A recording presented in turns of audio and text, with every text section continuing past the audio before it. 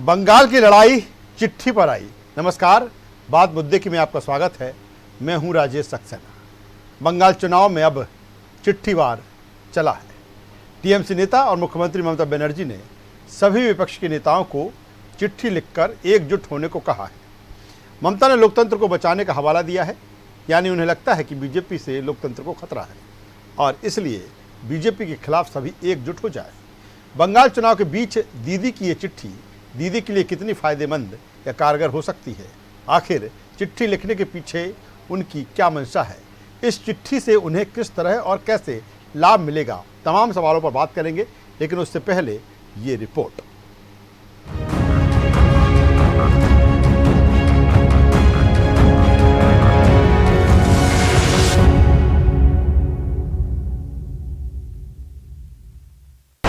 बंगाल में अब खेला होगा या विकास? क्या ममता बनर्जी का खेला खत्म होगा या फिर बीजेपी की बातें हवा हवाई हैं? खैर, ये तो 2 मई को चुनाव के रिजल्ट आने के बाद पता चल जाएगा कि आखिर बंगाल में अब खेला कौन खेलेगा। पर इसके पहले बात ममता बनर्जी की उस चिट्ठी की जिसने प्रदेश के साथ ही देश में नई सियासत को जन्म दे दिया है। दरअसल ममता बनर्जी ने गैर बीजेपी शासित नेताओं को चिट्ठी लिखकर पीएम मोदी के खिलाफ एकजुट होने का समर्थन मांगा है। इस पर बीजेपी भी कहां चुप रहने वाली थी। बीजेपी ने भी अब कह दिया है ममता बनर्जी समझ चुकी है कि बंगाल में उनका खेला हो चुका है और अब वो विपक्ष में बैठने की रणनीति बनाने लगी है। एक बात तो स्पष्ट हो गई है कि ममता जी ने यह मान लिया है कि बंगाल में उनकी नाव डूब रही है, वह मुसीबत में है और एक तरफा फैसला भारतीय जनता पार्टी के पक्ष में बंगाल की जनता ने तय कर लिया है। इसलिए यह जो संदेश दिया उन्होंने, ये जो चिट्ठी लिखी, ये है तो उनका पार्टी का आंतरिक मामला, लेकिन ये एसओएस है और ये सेव अवर सोल और सेव अवर शिप है। डूबते हुए जहाज को बचाने का एक प्रयास है लोगों का। वैसे तो नंदीग्राम में कल उन्होंने चिट्ठी लिख के बता दिया कि खेला खत्म है, संन्यास की तैयारी है। फूके हुए बल्बों की झालर को चिट्ठी लिख दी। ये इस बात की द्योतक है कि माननीय ममता बनर्जी ने विपक्ष की भूमिका की पटकथा लिखना प्रारंभ कर दी है। ये स्क्रिप्ट जो है विपक्ष की भूमिका अब तलाशने लगी है दीदी। चलिए अब चिट्ठी को उस अंश पर भी नजर डालते हैं जिसमें विपक्ष के नेताओं को साधने की बात कही जा रही है। ममता बनर्जी ने बीजेपी विरोधी दलों को चिट्ठी लिखकर एकजुट होने की अपील की है। चिट्ठी में ममता ने लिखा है कि मुझे लगता है वो समय आ गया है जब हमें लोकतंत्र बचाने के लिए बीजेपी के खिलाफ इकट्ठा हो जाना चाहिए। जिन राज्यों में भाजपा की सरकार नहीं है वहां राज्यपाल बीजेपी के कार्यकर्ताओं की तरह काम करते हैं। उन राज्यों में नेताओं के खिलाफ ईडी, सीबीआई और दूसरी जांच एजेंसियों को लगाया जाता है। गैर भाजपा शासित राज्यों को केंद्र सरकार पैसे देने में आनाकानी करती है। मोदी सरकार सभी सरकारी संपत्तियों को बेचना चाहती है। ये लोगों के साथ धोखा है। बंगाल में 2 चरणों के चुनाव हो चुके हैं, अभी 6 चरणों में वोटिंग बाकी है।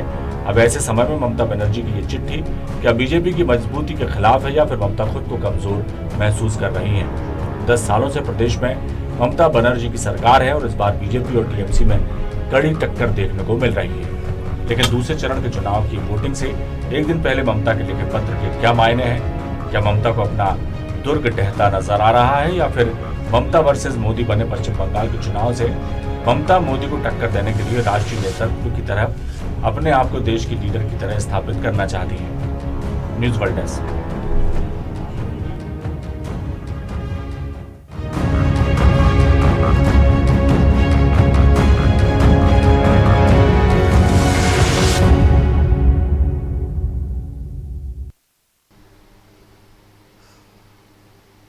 तो बंगाल की लड़ाई अब चिट्ठी तक पहुंच चुकी है। 2 चरणों का चुनाव पश्चिम बंगाल में हो चुका है, 6 चरणों का चुनाव भी बाकी है और ऐसे में ममता बनर्जी की ये चिट्ठी और इस चिट्ठी का मकसद और चिट्ठी पर सवाल, ये तमाम सारी बातें राजनीति और सियासत में अब तेजी से तैर रही हैं। आज इसी मुद्दे पर चर्चा करेंगे, बातचीत करेंगे। चर्चा शुरू करें उससे पहले अपने मेहमानों का आपसे परिचय कराना चाहूँगा, तारुफ कराना चाहूँगा। हमारे साथ में हैं बीजेपी नेता प्रवक्ता ब्रजगोपाल लोहिया जी। ब्रजगोपाल जी, स्वागत करता हूँ आपका। हमारे साथ में है कांग्रेस के युवा नेता और प्रवक्ता अमित तांवरे जी। अमित जी, स्वागत है आपका।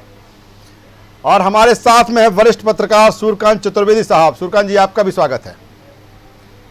लोया साहब, आपके पास में आता हूं। ममता बनर्जी की चिट्ठी, और चिट्ठी के बाद जिस तरह से बीजेपी कह रही है कि जहाज डूबने वाला है, यही कारण है कि उन्होंने ये चिट्ठी लिखी है।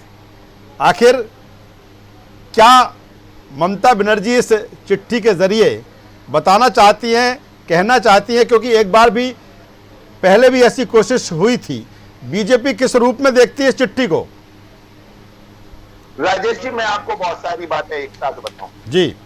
भारतीय जनता पार्टी का इससे कोई लेना देना नहीं है। ये तो जब भारतीय जनता पार्टी की बाढ़ पूरे देश में आई है, तब ये सारे जितने तरह के वो होते हैं, सांप, नेवला, चूहा, सारे लोग एक डाली पर इकट्ठे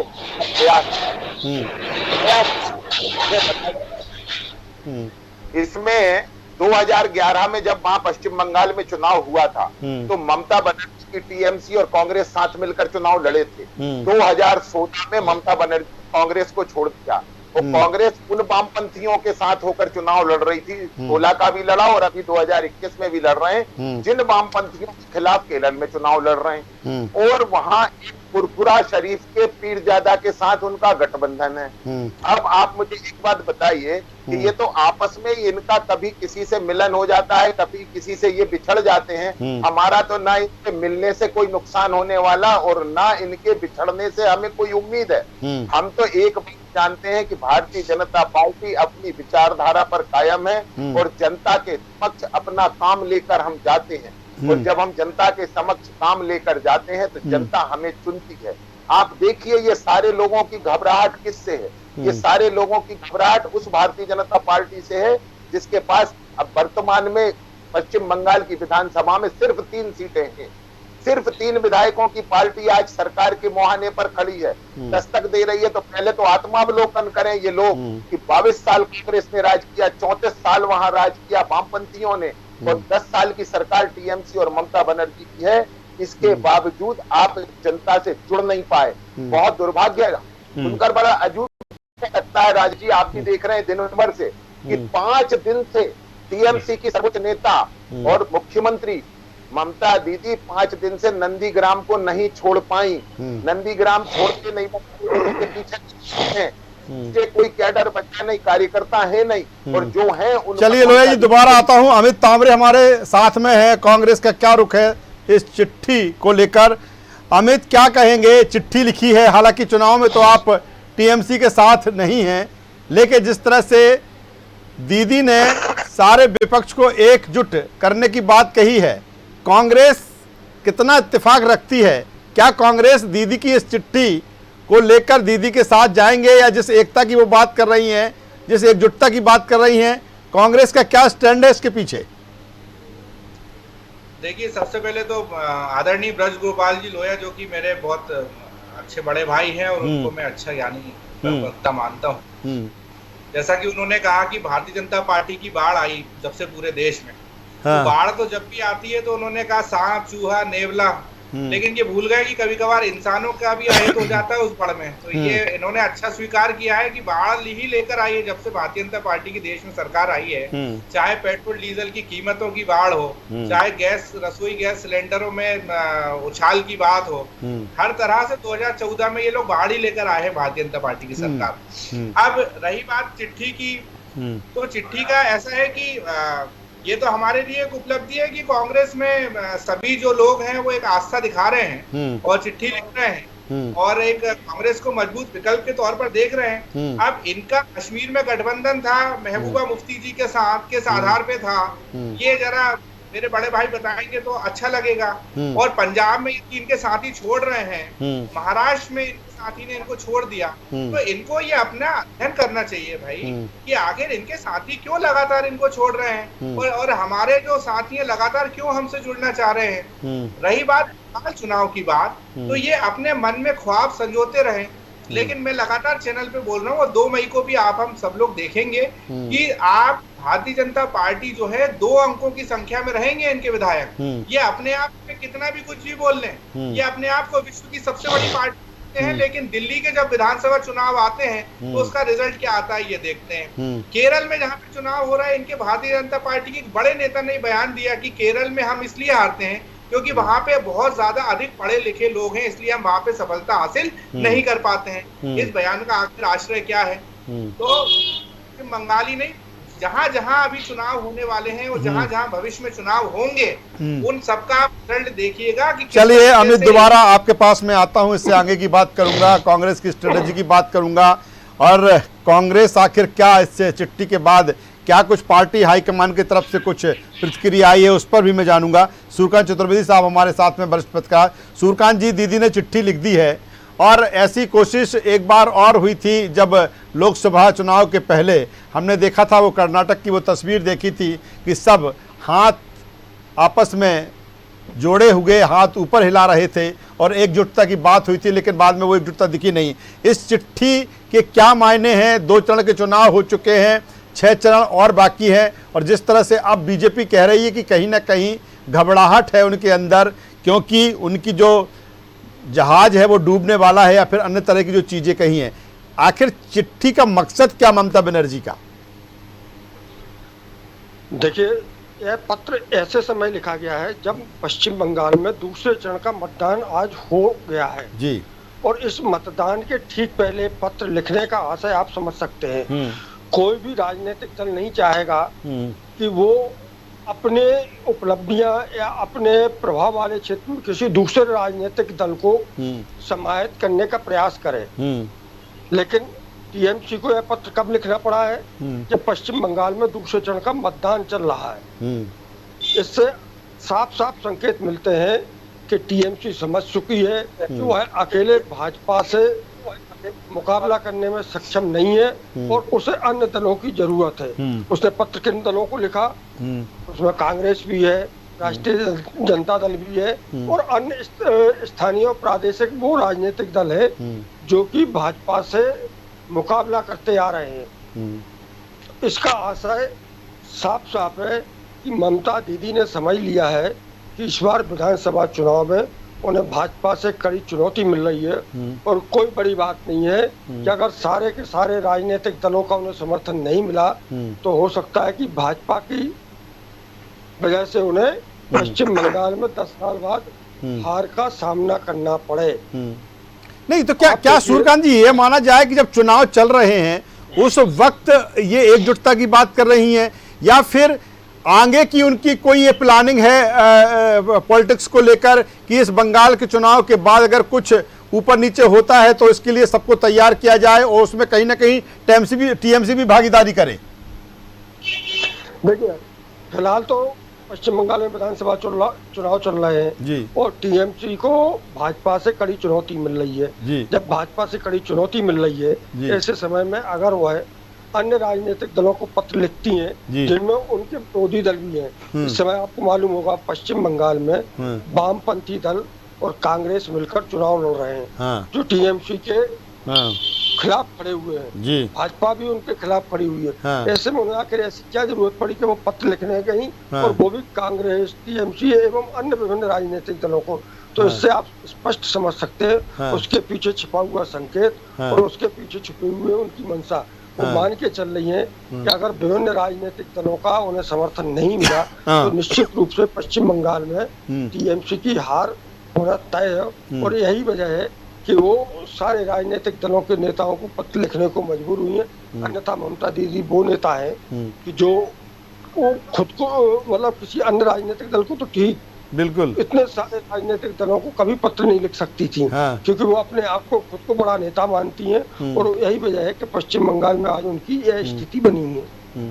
चलिए, काफ़ी अहम बात सूर्यकांत जी कह रहे हैं कि जिस कद की और जिस अंदाज की नेता हैं ममता बनर्जी और खेला की बात करती हैं, लेकिन जिस तरह से बीजेपी कह रही है कि खेला तो अब बदल गया है, जो खेल है वो बीजेपी खेल रही है। लोया साहब हमारे साथ में है। लोया जी क्या कहेंगे? अमित तामरे कह रहे थे, अमित जी कह रहे थे जिस तरह से कि कई आपके सहयोगी रहे, आपने पकड़ा फिर छोड़ा, फिर फलाने को पकड़ा फिर छोड़ा, सवाल खड़े कर रहे थे। ममता बनर्जी कह रही है लोकतंत्र को खतरा है इसलिए एकजुट हो जाइए। देखिए राजेश जी, मैं आपको एक बात कहूं जी। कि इस समय तो वास्तव में हमारी और तांवरे जी की स्थिति एक सी होनी चाहिए। हम दोनों ममता बनर्जी के खिलाफ चुनाव लड़ रहे हैं। और देखिए, झूठ देखिए आप किस तरह के बोले जाते हैं राजनीति में। ममता बनर्जी ने ये पत्र लिखा है कांग्रेस को और वामपंथियों को भी कि जो सेक्युलर दल हैं उन्हें इकट्ठे होना चाहिए। और देखिए चिट्ठी किनको लिख रहे हैं, जो पीरजादा फुरफुरा शरीफ के पीरजादा के साथ कोलैबोरेशन AISF करके उन्होंने एक पार्टी बनाई और उस पार्टी के माध्यम से इन्होंने उसे गठबंधन किया और 30 से ज्यादा सीटें दी।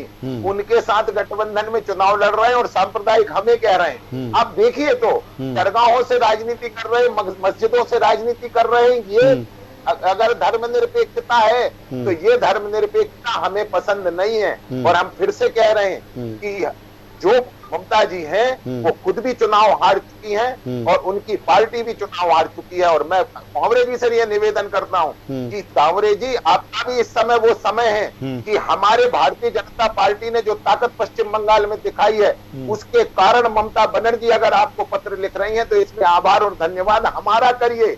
आपकी गुणवत्ता के आधार पर नहीं वो झुक रही हैं, आपके सामने इसलिए झुक रही हैं कि भारतीय जनता पार्टी 2 मई को सरकार बनाने जा रही है और वहां ममता दीदी, अब आप उस समर्थन में आप बताइएगा 6 दौर का चुनाव बाकी है, किस तरह का समर्थन देंगे? क्या कांग्रेस और वामपंथी अपने उम्मीदवार हटा लेंगे उनके खिलाफ से? क्या किस तरह का समर्थन चाहिए? वहां बिल्कुल एक बात तय हो चुकी है कि भारतीय जनता पार्टी वर्सेस आल के बीच चुनाव है। भारतीय जनता पार्टी एक तरफ है और सारे राजनीतिक दल एक तरफ हैं। जो लोग तुष्टीकरण को धर्मनिरपेक्षता कहते हैं, हम उसे नहीं मानते। हम यह मानते हैं कि सर्वधर्म समभाव होना चाहिए। ये भारतीय जनता पार्टी की विचारधारा है। हम सर्वधर्म समभाव में विश्वास रखते हैं और आज उसी के कारण बहुत बड़ी संख्या में मुसलमान मतदाताओं ने भी भारतीय जनता पार्टी को वोट दिया है। और जो आज ममता बनर्जी वहां खिसिया नहीं है, वो स्थिति केवल इसलिए बनी है कि उनके हाथ से 30% के तुष्टीकरण करने के चक्कर में 10 वर्षों में 70% लोग नाराज हो चुके थे और आज 30% लोगों में से भी बहुत बड़ी संख्या में अल्पसंख्यकों ने उनका साथ छोड़ दिया। तब ममता बनर्जी आज खिसियाने लगी हैं और आप देखिए आगे आगे होता है क्या लोहिया जी, इस कॉन्फिडेंस की वजह क्या है? आखिर जिस तरह से आप कह रहे हैं कि 2 मई को हम सरकार बना रहे हैं, ये वो तमाम सारे लीडर जो पूरी ताकत वहां पर झोंकी गई है या फिर क्या बीजेपी को नजर आ रहा है पश्चिम बंगाल में? राजेश जी, आप मुझे एक बात बताइए, भारतीय जनता पार्टी का एक एक कार्यकर्ता माननीय प्रधानमंत्री नरेंद्र मोदी से लेकर और पन्ना प्रभारी जो हमारा बूथ का होता है, वो अपने जीवन का क्षण क्षण और अपने शरीर का कण कण जब 7 वर्षों से वहां मेहनत कर कर दांव पर लगाया है तो निश्चित परिणाम हमारी आशा के अनुकूल होंगे। और परिणाम ये वहां जो हमारे कार्यकर्ताओं ने खून और पसीना दोनों एक साथ बहाए हैं, ये उसका परिणाम है। जो हिंसा वहां की माहौल था, आज आप देखिए 2 दौर का मतदान हो चुका है और एक भी हिंसा की घटना नहीं हो रही है। उसके पीछे क्या है कि वहां का मतदाता एकजुट हो चुका है और इन जंगल राज वालों के खिलाफ वो खड़ा हो चुका है कि कटमनी और टोलाबाजी अब नहीं चलेगी। इसके खिलाफ पश्चिम बंगाल की जनता खड़ी हो गई है और यही कारण है कि ममता बनर्जी खिसिया रही है। और चलिए, ममता बनर्जी खिसिया रही हैं और बीजेपी दावा कर रही है कि 2 मई को सरकार उनकी बनेगी। अमित जी के पास में आता हूं। अमित, क्या कहेंगे? मैंने जो सवाल किया था, हालांकि आपका जवाब उस बात को लेकर नहीं आया कि चिट्ठी किस तरह से ले रही है कांग्रेस। हालांकि चुनाव चल रहे हैं और चुनाव के बीच ममता बनर्जी ने चिट्ठी लिख दी है। कांग्रेस का क्या कुछ स्टैंड अभी तक आया है पार्टी हाईकमान से, या क्या कुछ रुख रखती है पार्टी इसको लेकर? देखिए, चिट्ठी का जहां तक मामला है वो शीर्ष नेतृत्व के संज्ञान में है और शीर्ष नेतृत्व जो भी सही फैसला समझेगा वो समय आने पर लेगा। लेकिन जिस तरीके से मेरे बड़े भाई ने कहा कि पहले लेफ्ट कांग्रेस लड़ते थे और अब वो बंगाल में साथ लड़ रहे हैं, केरल में जो है उनके अगेंस्ट खड़े हुए हैं, ये बात मुझे लगता है भारतीय जनता पार्टी के किसी भी नेता को शोभा नहीं देती है। जैसे कि मैंने कहा कि जम्मू कश्मीर में महबूबा मुफ्ती के साथ कितने साल तक इन लोगों ने सरकार चलाई, आज क्या स्थिति है। और ज्यादा दूर नहीं जाऊंगा मैं, अपने मध्य प्रदेश की बात में करूंगा कि कुछ साल तक ये नारा देने वाले भारतीय जनता पार्टी के नेता और कार्यकर्ता कि माफ करो महाराज, हमारा नेता शिवराज, आज महाराज के कार्यक्रमों में दरी उठाते हुए दिख रहे हैं, हमने देखा है। तो ये सब बातें जो हैं वो शोभा नहीं देती भारतीय जनता पार्टी के नेताओं को। और रही बात, मैं इस देश का एक युवा भी हूं और मैं इस तरीके की धार्मिक राजनीति को जिस तरीके से भारतीय जनता पार्टी के नेता बयान देते हैं, मैं सभी हिंदुस्तानियों को एक समान, एक नजर से देखने वाला व्यक्ति हूं। पश्चिम बंगाल में हम सब देख रहे हैं कि किस तरीके से लड़ाई जो है वो लड़ी जा रही है, किस तरीके से ममता बनर्जी के ऊपर हमला भी हुआ। और ये बात मेरे बड़े भाई ने कहा है कि भारतीय जनता पार्टी के कारण आज जो है ममता बनर्जी जो है हमारे पास आ रही हैं। मेरे बड़े भाई को मैं बहुत याद दिलाना चाहूंगा कि इसके पहले का भी जो भी चुनाव था, यदि आप उसका रिकॉर्ड निकालेंगे, तब भी ममता बनर्जी सोनिया गांधी जी से और राहुल गांधी जी से मिली थी। लेकिन जो हमारी पार्टी ने निर्णय लिया था वो उस समय आपने सबने देखा था। तो ऐसा बात, लेकिन अमित अगर कांग्रेस की बात करें, बीजेपी जिस दमखम के और जिस दमदारी के साथ चुनाव लड़ रही है, कांग्रेस इस चुनाव में उस तरह से नजर नहीं आई। अमित, कोई दमखम नहीं है। आज आप देखिए प्रशांत किशोर की जो कंपनी है उसने किस तरीके से खंडन किया है कि भारतीय जनता पार्टी जो है वो फेक न्यूज उनकी कंपनी के जरिए फैला रही है कि नंदीग्राम में ममता बनर्जी हार रही है। यह ट्रेंडिंग न्यूज है। आप देखिए किस तरीके से खंडन करा है। ये लोग झूठ बोलते हैं, लगातार बोलते हैं और आंख में आंख मिलाकर बोलते हैं। इन्होंने तो दिल्ली चुनाव में भी कहा था कि हम विश्व की सबसे बड़ी पार्टी हैं, हम जीतने जा रहे हैं अब की बार, इतनी बार। जब रिजल्ट आया तो आप देखिए क्या स्थिति थी इनकी, ये केरल में क्या स्थिति रहती है इनकी। तो ये तो मिस कॉल सदस्य बनाने वाले लोग हैं और कई बार तो मिस कॉल में भी गलत लोगों को, हमारे कांग्रेस नेताओं को भी सदस्य बना दिया था इन लोगों ने। तो चलिए, लोया जी शायद कुछ कहना चाह रहे हैं। अमित, लोया जी कुछ कहना चाह रहे हैं। बनाते हैं 2 मई के बाद देखिए ये लोग कोई भी नहीं दिखेंगे। 2 मई के बाद पश्चिम बंगाल में आज जितने नेता भारतीय जनता पार्टी के जा रहे हैं, ये कोई भी नहीं जाएंगे। ये फिर चलिए, लोया जी कुछ कह रहे हैं, संक्षेप में कहेंगे, फिर मैं सूर्यकांत जी के पास में आता हूँ। किसी बात कहनी है कि देखिए 2 मई वहां कौन नहीं जा रहा, वहां 2 मई तक प्रियंका गांधी वाड्रा जी नहीं जा रही हैं, वहां राहुल गांधी जी भी नहीं जा रहे हैं। अब देखिए पश्चिम बंगाल में प्रचार में नहीं जा रहे हैं। दूसरी बात मैं ये कह रहा हूँ, तावरे जी आप समझिए, प्रशांत किशोर की बात पर इतना यकीन क्यों करते हैं आप? ये वही प्रशांत किशोर है ना जो यूपी में 2 छोरों को चुनाव जितवाने गए थे। ये वही प्रशांत किशोर है ना जो 2019 में कांग्रेस के लिए काम कर रहे थे। ये वही प्रशांत किशोर है ना जो तेजस्वी यादव का चुनाव लड़ रहे थे। अरे आप कब तक इन पर भरोसा करके अपने कार्यकर्ता किशोर है जिन्होंने भारतीय जनता पार्टी को चुनाव जिताया था। ये वही प्रशांत किशोर है जो आपके नेताओं की रणनीति बनाते थे। मुखौटे के पीछे मजबूत चेहरा होना जरूरी है। नरेंद्र मोदी जी के लिए काम करके वो अपने आप को हीरो समझने लग गए, परंतु जो चेहरे उन्होंने पकड़े उन चेहरों में दम नहीं था। वही कह रहा हूं तावरे जी।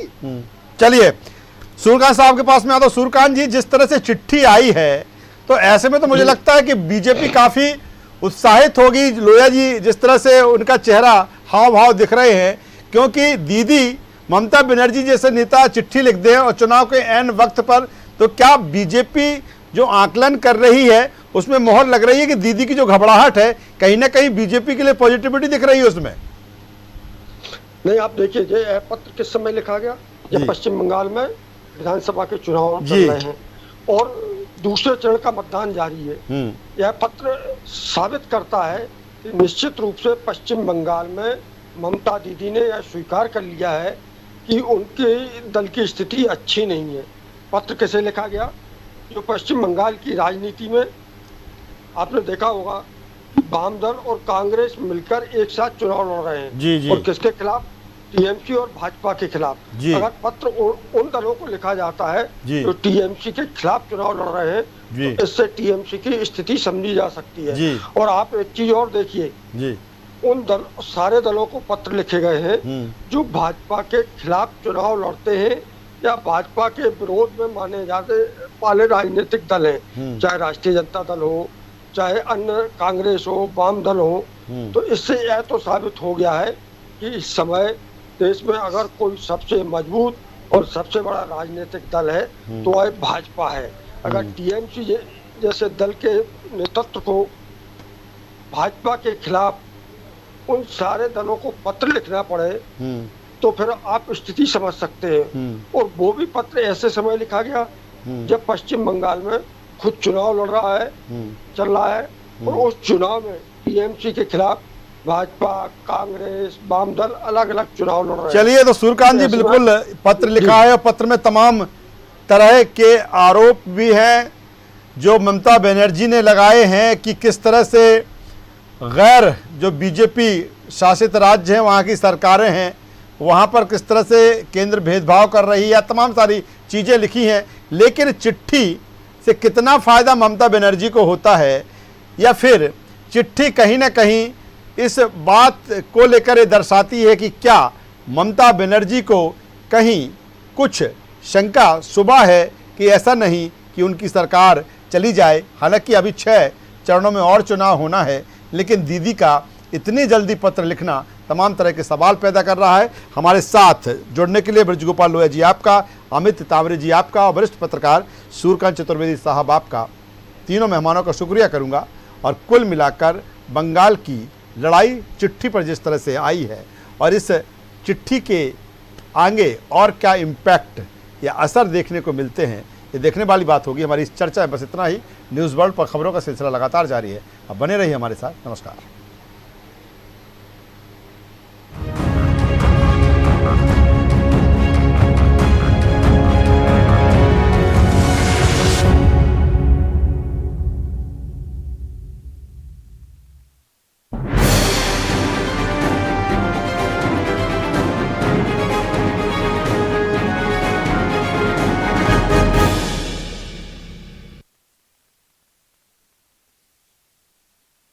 योगी सरकार।